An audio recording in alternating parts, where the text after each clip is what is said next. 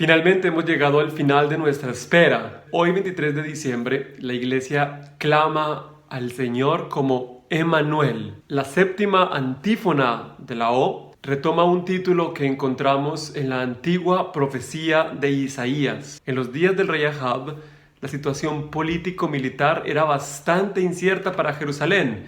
Los enemigos del pueblo se habían aliado para atacarla y el rey tenía miedo. Y estaba contemplando la idea de aliarse con un país más poderoso que ellos.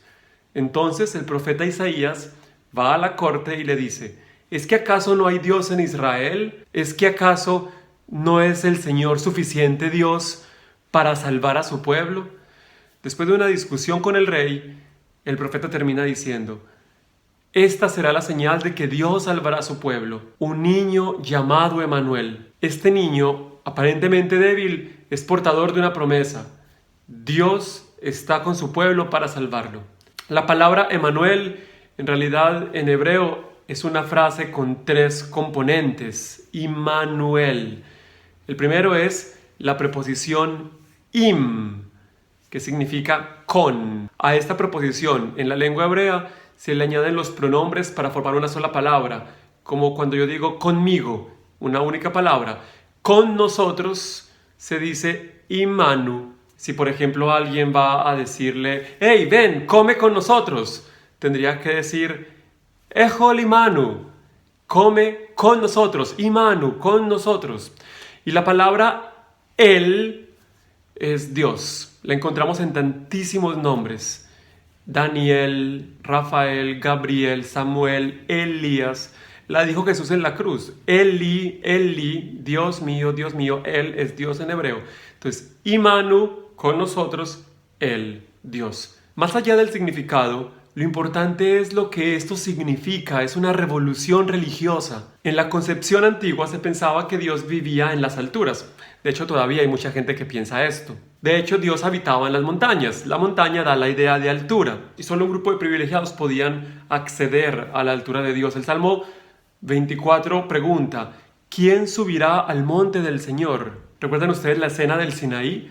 Dios estaba en la altura de la montaña, el pueblo estaba en la parte de abajo y había una delimitación que nadie podía cruzar por temor a morir. Dios le dijo a Moisés: escoge a unos hombres principales del pueblo y esos pueden subir contigo hasta cierta parte de la montaña, pero acercarse a mí solo tú.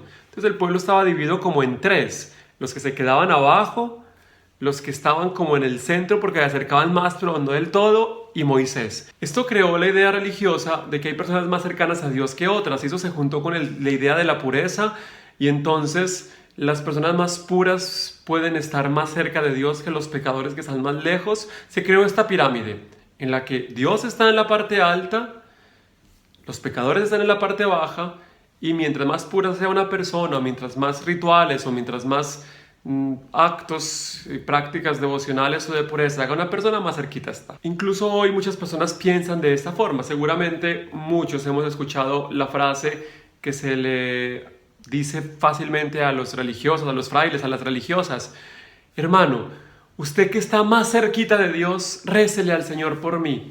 Esta idea de usted está más cerquita de Dios tiene que ver con esto: una persona que está más cerca, otros que están más lejos. Pues bien, el Immanuel, el Dios está con nosotros, marca toda una revolución en la cercanía de Dios, porque Dios se baja de su andamio del cielo para habitar entre nosotros. Ya no es propiedad de un grupo en especial, de un grupo de puros o de instruidos, sino que habita junto a todos. Esta era la garantía por la que el rey Ahab, que escuchaba a Isaías, podía estar seguro de que Jerusalén no caería, porque Jerusalén era la ciudad en la que Dios habitaba. Dios estaba en medio de ella.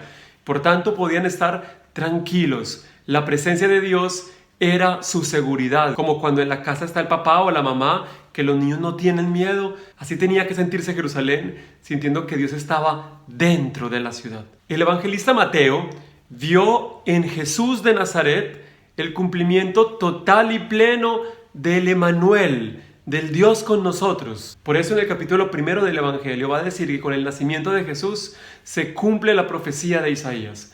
La Virgen está encinta y dará a luz un hijo y le pondrá por nombre Emmanuel. Si bien el hijo de María no se llama Manuel, Jesús es el signo de la presencia de Dios en medio de su pueblo. Cuando Él nace, es Dios mismo el que se mete entre nosotros. Está en casa y su presencia crea seguridad.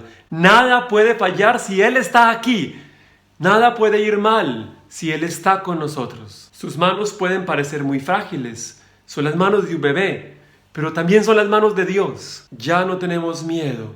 Ya nadie puede sentirse lejano a Dios. Ya nadie puede arrojarse la prerrogativa de estar más cerquita de Dios. Ya no tenemos ningún miedo ante los peligros que nos acechan, ni ante el dolor, ni ante la muerte. Él está con nosotros. El evangelista Mateo, para dejar muy en claro esto, no solamente puso al principio de su evangelio esta profecía cumplida del Dios con nosotros, sino que termina su evangelio con las últimas palabras de Jesús a sus discípulos.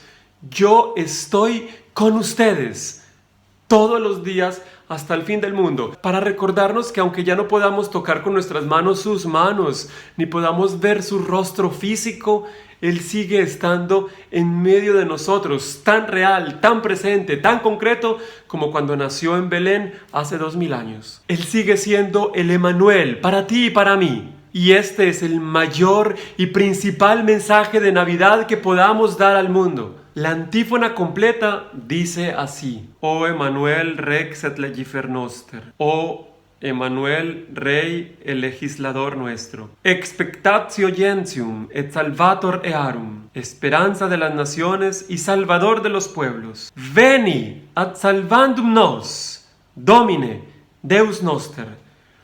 Ven a salvarnos.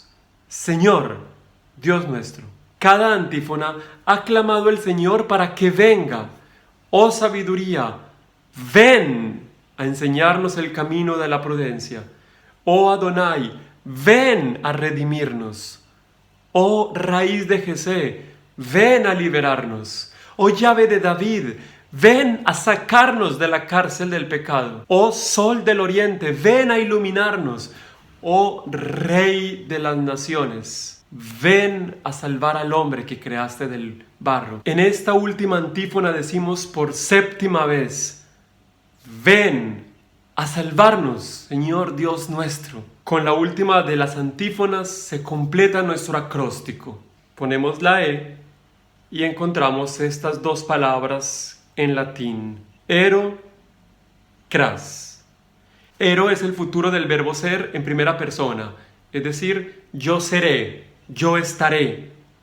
La palabra cras significa mañana. Entonces, ¿cuál es la respuesta del Señor a todas nuestras 7 súplicas de ven? Hoy Él responde: ero cras, estaré, llegaré, seré mañana. Y con esto la Iglesia nos ha guiado hasta este día, hasta el día anterior a aquel mañana grandioso de su llegada. Por una parte, el mañana temporal, 24 de diciembre, en el que celebraremos la fiesta de la Navidad, y en la espera del mañana segurísimo de su venida definitiva. Llegará sin falta. Gracias por acompañarnos durante estos días santos, las ferias mayores del Adviento, y en esa reflexión sobre las antífonas. Feliz final del Adviento para todos. Feliz preparación inmediata para la llegada del Emanuel mañana. Oh, Emmanuel, Rex et legifer noster, expectatio gentium